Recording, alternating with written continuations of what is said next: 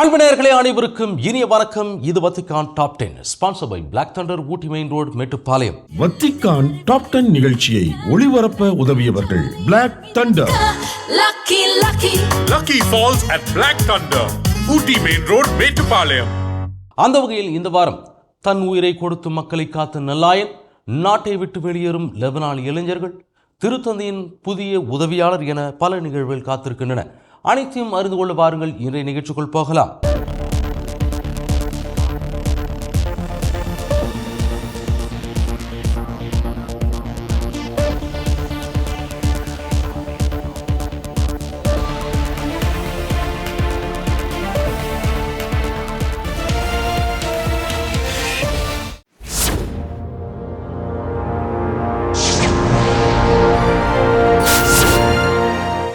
குண்டுவெடிப்பில் பலியான கத்தோலிக்க குரு, லெபனான் அமைதிக்காக திருத்தந்தை 14ஆம் லியோ அவர்களின் உருக்கமான ஜெபமும் அழைப்பும் குறித்து இன்றைய நிகழ்ச்சியின் முதல் பகுதியாக பார்ப்போம். வத்திக்கானில் நடைபெற்ற வாராந்திர பொதுமறை கல்வி உரையின் போது மத்திய கிழக்கில் தீவிரமடைந்துள்ள போர் சூழலில் உயிரிழந்த முதல் கத்தோலிக்க குருவான மாரனைட் சபை அருட்பணியாளர் பியர் எல் ராய் அவர்களின் மறைவிற்காக திருத்தந்தை 14ஆம் லியோ அவர்கள் தனது ஆழ்ந்த இரங்கலை தெரிவித்தார். அரபு மொழியில் எல் ராய் என்றால் ஆயர் என்று பொருள். அருட்பணி பியர் ஒரு உண்மையான ஆயராக நல்லாயனாகிய இயேசுவின் அன்போடும் தியாகத்தோடும் தன் மக்களுடன் எப்போதும் உடனிருந்தார். குண்டுவெடிப்பில் சில பங்கு மக்கள் காயமடைந்து விட்டார்கள் என்பதை கேள்விப்பட்டவுடன் எந்தவித தயக்கமும் இன்றி அவர்களுக்கு உதவ அவர் விரைந்து சென்றார். அவர் சிந்திய இரத்தம் அன்புக்குரிய லெபனான் தேசத்திற்கு அமைதியின் விதையாக மாற ஆண்டவர் அருள் புரியட்டும். சமீபத்திய தாக்குதல்களால் துன்புறும் அனைத்து லெபனான் கிறிஸ்தவர்கள் சார்பாகவும் வத்திக்கான் தலையிட வேண்டும் என லெபனான் வெளியுறவுத்துறை அமைச்சர் விடுத்த கோரிக்கையை தொடர்ந்தே இந்த அமைதி ஜெபம் ஏறெடுக்கப்பட்டது. இதற்கு பதிலளிக்கும் விதமாக லெபனானில் பதற்றத்தை குறைக்க தேவையான அனைத்து வழிகளையும் கையாண்டு வருவதாக வத்திக்கான் உறுதிப்படுத்தியுள்ளது. ஆன்மீக தளத்தில் குழந்தைகள் மற்றும் அப்பாவி மக்களின் நியாயமற்ற இழப்புகளை எதிர்கொள்ளும் இருண்ட மற்றும் துயரமான காலங்களில் நம்பிக்கையாளர்கள் எப்போதும் இறைவனை நோக்கி ஜெபிக்க வேண்டும் என திருத்தந்தை அவர்கள் ஊக்கப்படுத்தினார். அவரது மறைக்கல்வி உரை கிறிஸ்து மீதான நம்பிக்கையின் மூலம் மனிதகுலம் அடையும் ஒற்றுமைக்கான நம்பிக்கையை சுட்டிக்காட்டியது. நாடு, கலாச்சாரம் அல்லது அந்தஸ்து ஆகிய வேறுபாடுகளின்றி நற்செய்தியில் அனைவரும் ஒன்றாகி வாழ அழைக்கப்பட்டுள்ளனர் என்பதை அவர் வலியுறுத்தினார். இத்தனை மோதல்களும் போர்களும் கடந்து செல்லும் இந்த நாட்களில் இனம், மொழி அல்லது கலாச்சாரத்தால் வேறுபட்ட ஆண்களும் பெண்களும் நம்பிக்கையின் வல்லமையால் ஒன்றாக இணைந்து வாழும் சூழலை கொண்ட திரு அவையை காண்பது ஒரு மாபெரும் நம்பிக்கையின் அடையாளமாகும் என்று அவர் எடுத்துரைத்தார். ஈரானில் நடைபெறும் போரின் 12வது நாளில் திருத்தந்தை அவர்கள் இந்த உரையை நிகழ்த்தியுள்ளார். திரு அவை தற்போது தவக்காலத்தின் மையப்பகுதியை எட்டியுள்ள நிலையில் அனைத்து நம்பிக்கையாளர்களும் தங்கள் ஜபம் மற்றும் நம்பிக்கையை புதுப்பித்துக் கொள்ளுமாறு அவர் அழைப்பு விடுத்துள்ளது கவனிக்கத்தக்கது.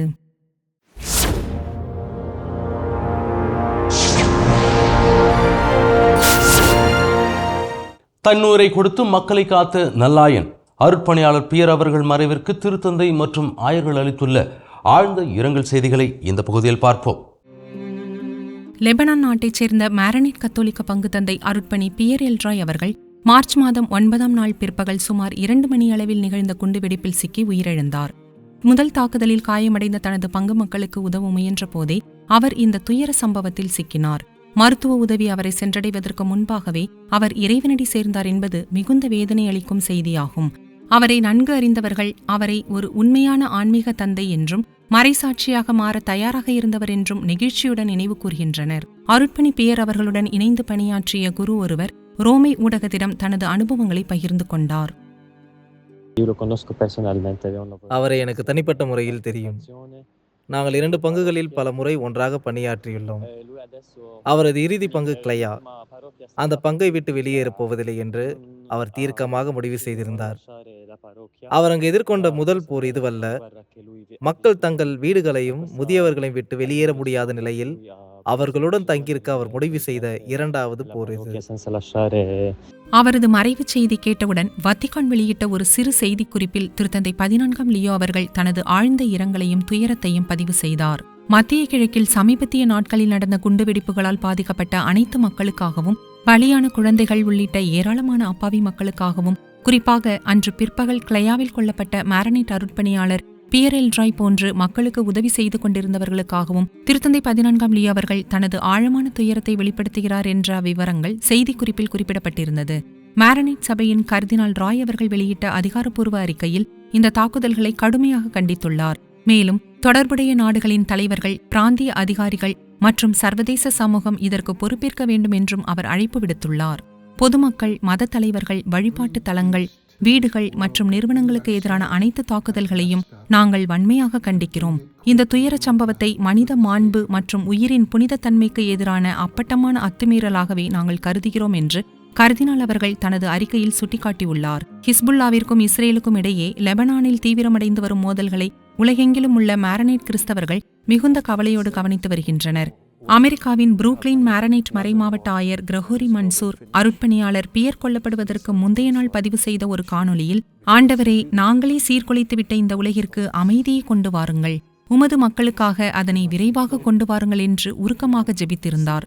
ரோமையில் உள்ள பாப்பிரை மாரனைட் கல்லூரியின் அதிபர் அருட்பணியாளர் ஜார்ஜ் அபிசாத் அவர்கள் கூறுகையில், மக்கள் பாதுகாப்பாக உணரவில்லை என்றும் ஒவ்வொரு 2 அல்லது 5 ஆண்டுகளுக்கும் போர் ஏற்படுமேயானால் மக்கள் தங்கள் எதிர்காலத்தை கட்டியெழுப்ப முடியாது என்றும் கவலை தெரிவித்தார். மத்திய கிழக்கில் மோதல்களால் தொடர்ந்து பாதிக்கப்படும் துருக்கி மற்றும் லெபனான் நாடுகளுக்கு திருத்தந்தை 14ஆம் லியோ அவர்கள் மேற்கொண்ட அவரது முதல் திருத்தூது பயணம் அவர் அந்த மக்களின் மீது கொண்டுள்ள அக்கறையை வெளிப்படுத்துவதாகவும் மேலும் அதிக முக்கியத்துவம் பெற்றுள்ளதாகவும் இருப்பது குறிப்பிடத்தக்கது.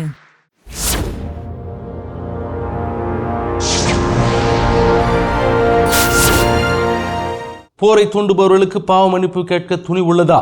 திருத்தந்தை அவர்கள் எழுப்பும் ஆழமான கேள்வி மற்றும் ஒப்புரவு அருள் அடையாளத்தை பெற அவர் விடுத்துள்ள அழைப்பு குறித்து இந்த பகுதியில் பார்ப்போம். கத்தோலிக்க திரு அவையில் பாவ சங்கீர்த்தனம் என்று பரவலாக அழைக்கப்படும் ஒப்புரவு அருள் அடையாளத்தை பெறுவது சற்று கடினமான அனுபவங்களில் ஒன்றாக கருதப்படுகிறது. இது சிக்கலானது என்பதற்காக மட்டுமல்ல, மாறாக மனிதனின் பலவீனமான இதயத்தையும் மனசாட்சியையும் அது மிக ஆழமாக தொடுவதாலேயே அவ்வாறு கருதப்படுகிறது. குறிப்பாக ஆயுத மோதல்கள் மற்றும் போர்கள் தீவிரமடைந்து வரும் தற்போதைய சூழலில் கிறிஸ்தவர்கள் இந்த அருள் அடையாளத்தை பெற வேண்டியதன் முக்கியத்துவத்தை வலியுறுத்தி திருத்தந்தை 14ஆம் லியோ அவர்கள் ஒரு முக்கிய கேள்வியை முன்வைத்தார். ஆயுத மோதல்களில் முக்கிய பொறுப்பு வகிக்கும் கிறிஸ்தவர்களுக்கு தங்களின் மனசாட்சியை தீவிரமாக ஆய்வு செய்து ஒப்புரவு அருள் அடையாளத்தை பெறுவதற்கான தாழ்ச்சியும் துணிவும் உள்ளதா என்று ஒருவர் கேட்க முடியும். வத்திக்கானின் திருத்தூது அரண்மனையில் உள்ள கிளமண்டைன் மண்டபத்தில் திருத்தூது பாவ மன்னிப்பு அவையின் உள்மன்ற பயிற்சியில் பங்கேற்ற 400க்கும் மேற்பட்ட பிரதிநிதிகளை சந்தித்த போது திருத்தந்தை லியோ அவர்கள் தனக்கும் அவர்களுக்குமாக இந்த கேள்வியை முன்வைத்தார். ஒவ்வொரு கிறிஸ்தவரும் ஆண்டுக்கு ஒருமுறையாவது ஒப்புரவு அருள் அடையாளத்தை பெற வேண்டும் என்ற திரு அவையின் கட்டளையை அவர் அப்போது நினைவு கூர்ந்தார். மத்திய கிழக்கில் போர் பதற்றம் அதிகரித்து வரும் இக்கட்டான சூழ்நிலையில், குறிப்பாக மனம் திரும்புதலுக்கான இந்த தவக்காலத்தில் கிறிஸ்தவர்கள் தங்கள் நடத்தைகள் குறித்து விழிப்புடன் இருக்க வேண்டும் என்று அவர் அவர்கள் அனைவரையும் ஊக்கப்படுத்தியது குறிப்பிடத்தக்கது.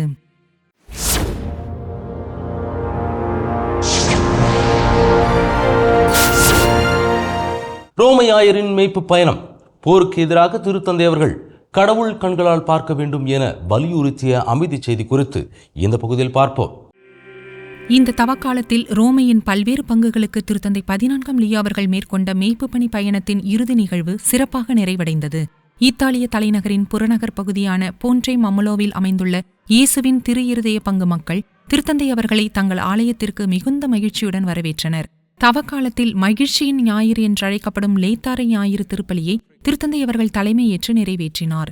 மறையுரையின் போது ஒரு மோதலை தீர்ப்பதற்காக போரை தொடங்குவது எவ்வளவு அபத்தமானது என்பதை அவர் ஆழமாக வலியுறுத்தினார். தற்போது உலகில் நமது சகோதர சகோதரிகள் பலர் வன்முறை மோதல்களால் துன்பப்படுகிறார்கள்.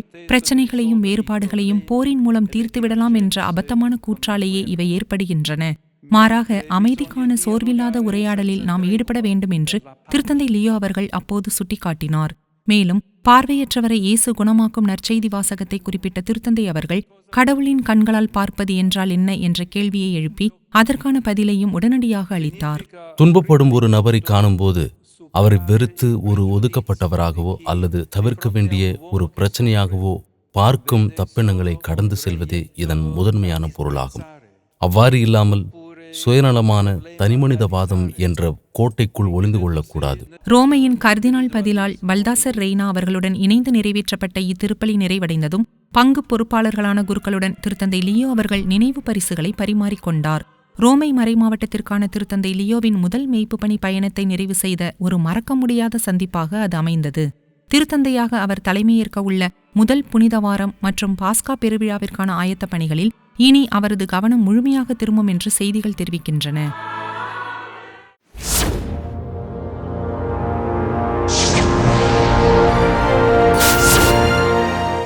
நற்கருணைக்காக வாழ்ந்து கணினி மேதை அசிசியில் வணங்கப்படும் நவீன கால புனித கார்லோ அக்யூட்டிஸ் அவர்களின் வாழ்க்கை உலகிற்கு நிரூபிப்பது என்ன என்பது குறித்து இந்த பகுதியில் பார்ப்போம். பல நூற்றாண்டுகளாக புனிதர்களின் தாயகமாக விளங்கும் இத்தாலியின் அசிசி நகரில் அமைந்துள்ள புகழ்பெற்ற புனித மேரி மேஜர் பேராலயத்தில் முற்றிலும் மாறுபட்ட ஒரு சமகால புனிதரான கார்லோ அக்யூட்டிஸ் அவர்களின் உடல் திருப்பயணிகளின் தரிசனத்திற்காக வைக்கப்பட்டுள்ளது.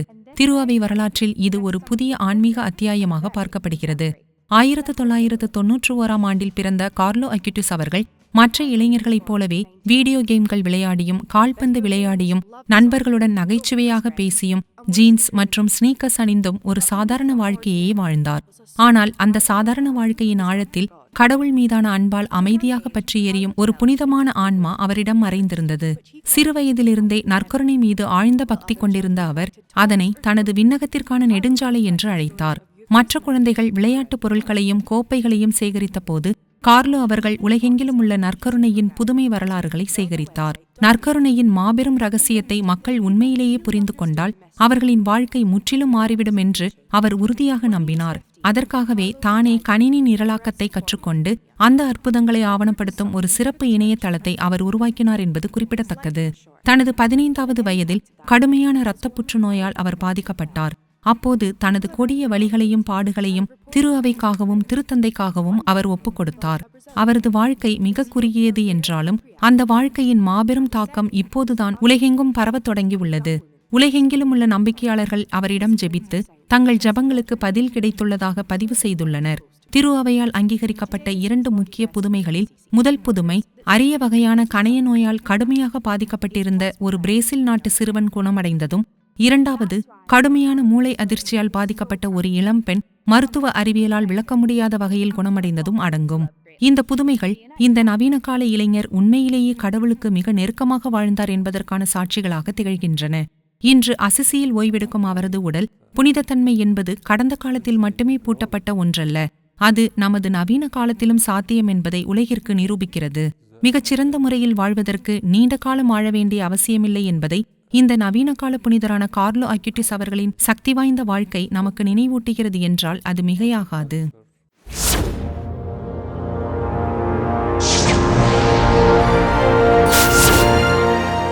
நாட்டை விட்டு வெளியேறும் லெபனான் இளைஞர்கள் ரோமை மாரனைட் கல்லூரி அதிபர் பகிரும் வேதனைகளை இந்த பகுதியில் பார்ப்போம். லெபனான் நாட்டின் தற்போதைய நிலை, அங்குள்ள இளைஞர்களின் சவால்கள் மற்றும் மத்திய கிழக்கில் அந்நாட்டின் தனித்துவம் ஆகியவை குறித்து ரோமையில் உள்ள பாப்பிரை மாரனைட் கல்லூரியின் அதிபர் அருட்பணி ஜார்ஜ் அபிசாத் அவர்கள் சிறப்பு நேர்காணல் ஒன்றில் தனது கருத்துக்களை பகிர்ந்து கொண்டார். அதில் லெபனான் நாட்டின் அடையாளத்தை உருவாக்குவதில் மாரனைட் நம்பிக்கை பெரும் பங்கு வகிக்கிறது என்று அவர் தெரிவித்தார். லெபனான் பிற கலாச்சாரங்களுக்கும் குறிப்பாக மேற்கத்திய நாடுகளை பின்பற்றும் ஒரு நாடாக உள்ளது என்றும் மக்கள் தங்கள் நம்பிக்கையையும் மதத்தையும் கருத்துகளையும் சுதந்திரமாக வெளிப்படுத்தி வாழும் நாடாக இருப்பதால் அவர்கள் இந்நாட்டின் மீது மிகுந்த பற்றுதல் கொண்டுள்ளனர் என்றும் அவர் விளக்கினார். வரலாற்றில் பல துன்புறுத்தல்களையும் கடினமான காலங்களையும் லெபனான் மக்கள் கடந்து வந்த போதிலும் தற்போது போர் மற்றும் பொருளாதார நெருக்கடிகளால் இளைஞர்கள் நாட்டின் எதிர்காலத்தின் மீதான நம்பிக்கையை இழந்து நாட்டை விட்டு வெளியேறி வருவது ஒரு பெரும் சிக்கலாக உருவெடுத்துள்ளது என்று அவர் தனது கவலையை வெளிப்படுத்தினார். பொருளாதார சிக்கல்கள் குறித்து அவர் பேசுகையில் 2019 ஆண்டிலிருந்தே லெபனானில் கடுமையான பொருளாதார வீழ்ச்சி தொடங்கியதாக குறிப்பிட்டார். புதிய வேலைவாய்ப்புகள் இல்லாததோடு பலரும் தங்களது வேலைகளை இழந்துள்ளதாகவும் அவர் கூறினார். இதன் காரணமாக பல்கலைக்கழக படிப்பை முடிக்கும் ஒரு இளைஞரோ அல்லது இளம்பெண்ணோ லெபனானில் தங்களுக்கு வேலை கிடைக்கும் என்ற நம்பிக்கையை முற்றிலும் இழந்துள்ளனர் என்று அவர் சுட்டிக்காட்டினார். குடும்பத்தை உருவாக்கவும் பெற்றோர்களை பராமரிக்கவும் நல்லதொரு வாழ்க்கையை அமைத்துக் கொள்ளவும் ஒரு நல்ல வேலை கிடைப்பது அங்கு தற்போது எளிதான காரியமாக இல்லை என்பதை அவர் வேதனையுடன் பதிவு செய்தார். மத்திய கிழக்கில் லெபனான் எவ்வாறு தனித்துவமாக விளங்குகிறது என்ற கேள்விக்கு அவர் பதிலளிக்கையில், மக்கள் ஒருவரை ஒருவர் மதித்து மற்றவர்களின் ஆலயங்களுக்கு செல்வதும் கலப்பு திருமணங்கள் நடப்பதும் பல மதங்களைச் சேர்ந்தவர்கள் ஒரே கிராமத்தில் வாழ்வதும் லெபனானின் சிறப்பு என்று அவர் தெரிவித்தார். ஒரே கிராமத்தில் மாரனைட் கிறிஸ்தவர்கள், கிரேக்க ஆர்த்தடாக்ஸ் கிறிஸ்தவர்கள், இஸ்லாமியர்கள் மற்றும் ஷியா இஸ்லாமியர்களின் ஒரு கிளை பிரிவான துரூஸ் சமூகத்தினர் என அனைவரும் இணைந்து வாழ்வதே லெபனான் உலகிற்கு வழங்கும் மாபெரும் செய்தி என்று அவர் கூறினார். போரின்றி நாம் அனைவரும் இணைந்து வாழ முடியும் என்பதை உலகிற்கு உணர்த்த லெபனானுக்கு அமைதி மிகவும் அவசியம் என்றும் மதம் ஒருபோதும் போருக்கான காரணமாக இருக்கக்கூடாது என்றும் அவர் தனது நேர்காணலில் ஆழமாக வலியுறுத்துவது கவனிக்கத்தக்கது.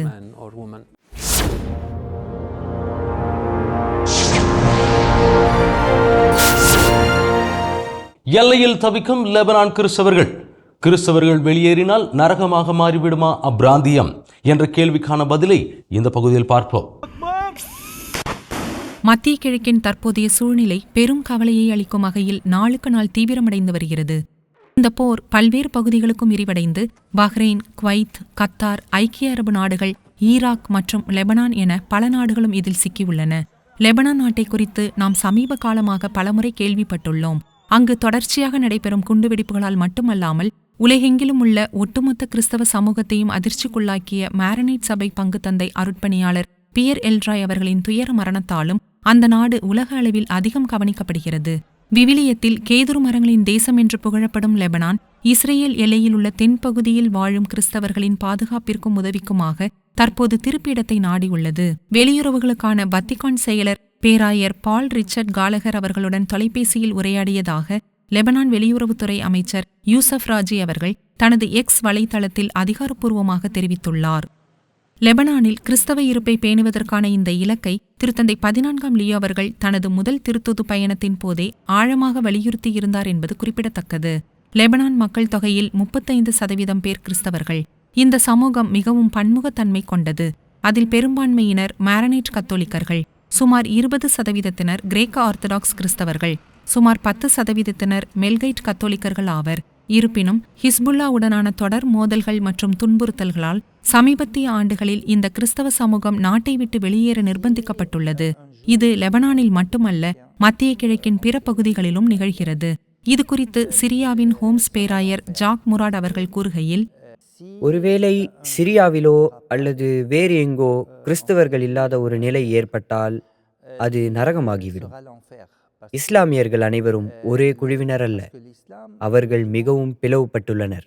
எனவே ஒருபோதும் நிற்காத ஒரு போர் உடனடியாக உருவாகும் என்று அவர் எச்சரித்துள்ளார்.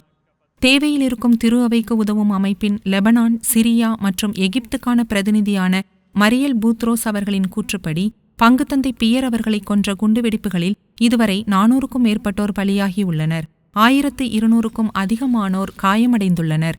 இந்த தரவுகள் லெபனான் சுகாதார அமைச்சகத்தின் அறிக்கையோடு ஒத்துப்போகின்றன. முந்தைய மோதல்களோடு ஒப்பிடுகையில் இந்த புதிய நெருக்கடி நாளுக்கு நாள் முன் எப்போதும் இல்லாத அளவிற்கு தீவிரமடைந்து வருவது ஒட்டுமொத்த திரு அவைக்கும் கவலையை அளிப்பது கவனிக்கத்தக்கது.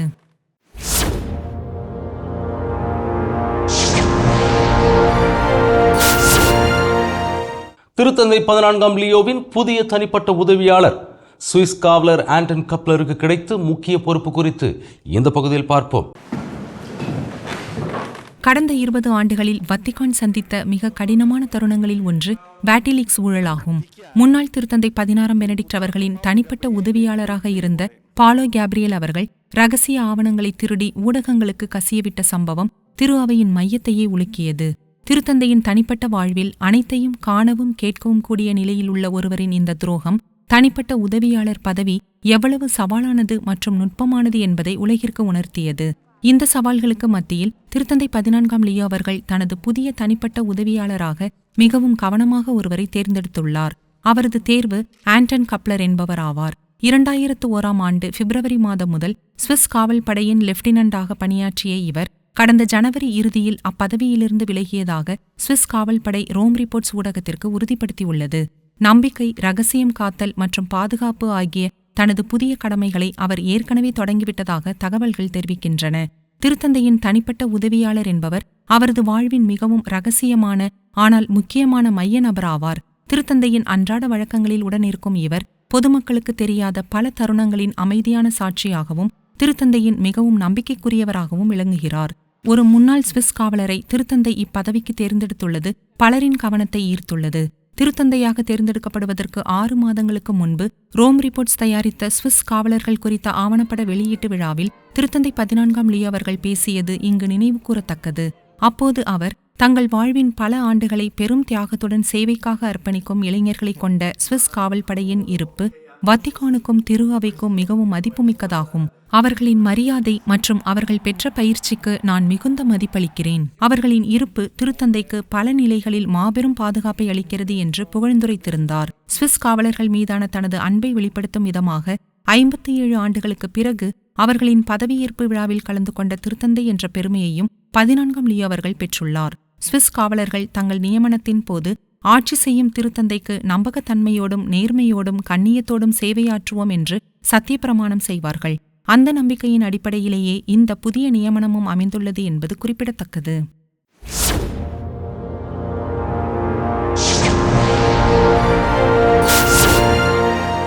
மறக்கப்படும் பாவம் குறித்த உண்மைகள் வத்திக்கானில் நடைபெற்ற ஆழமான தவக்கால சிந்தனைகள் குறித்து இந்த பகுதியில் பார்ப்போம். தவக்காலத்தின் ஒவ்வொரு வெள்ளிக்கிழமைகளிலும் திருத்தந்தை மற்றும் ரோமை தலைமைச் செயலகத்தின் தலைவர்கள் ஒன்று கூடி ஆன்மீக சிந்தனைகளை கேட்பது வத்திக்கானில் வழக்கமான ஒரு பாரம்பரியமாகும். இந்த ஆண்டு அருட்பணியாளர் ராபர்டோ பசோலினி அவர்கள் இந்த மறையுரைகளை வழங்கினார். ஒரு நபரை அவரிடமிருந்தே பிரித்து கடவுளை தேடுவதிலிருந்து விலக்கும் பாவத்தின் தன்மை குறித்து அவர் ஆழமாக சிந்தித்தார்.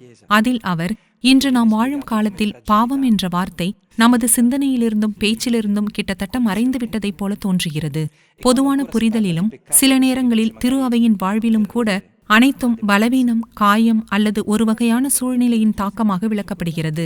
மக்கள் பாவத்தை பற்றி பேசும்போது அது ஒரு பிழையாகவோ அல்லது ஒரு பலவீனமாகவோ சுருக்கப்படுகிறது என்று குறிப்பிட்டார். மேலும் சகோதரத்துவத்தின் முரண்பாடுகள் குறித்தும் அவர் பேசினார். ஆச்சரியப்படும் விதமாக சில நேரங்களில் சகோதரத்துவத்தில் அடைக்கலமோ அமைதியோ இருப்பதில்லை. ஆனால் அதே நேரத்தில் அது மக்கள் தங்கள் இதயங்களுக்குள் ஆழமாக செல்ல உதவும் ஒரு சிறந்த இடமாக மாறுகிறது என்று அவர் விளக்கினார். புனித வாரத்திற்காக வத்திக்கானில் மேற்கொள்ளப்படும் வழக்கமான பாரம்பரியங்களில் இந்த மறையுரைகளும் ஒன்றாகும். மற்றொன்று ஆன்மீக தியானங்கள் ஆகும். தவக்காலத்தின் தொடக்கத்தில் திருத்தந்தை அவர்களும் ரோமை தலைமைச் செயலகத்தினரும் இந்த தியானங்களில் பங்கேற்பது வழக்கம். இந்த ஆண்டு இந்த தியானங்கள் பவுலின் சிற்றாலயத்தில் நடைபெற்றன. மேலும் தவக்காலத்தின் 4ஆம் ஞாயிறுக்கு முன்பாக நடைபெறும் சிறப்பு ஆதரவு மற்றும் தவ முயற்சிகளும் இந்த ஆயத்தங்களில் அடங்கும். திருத்தந்தை பிரான்சிஸ் அவர்கள் தனது பணிக்காலத்தில் இதனை அதிகளவில் ஊக்கப்படுத்தியுள்ளார் என்பது குறிப்பிடத்தக்கது.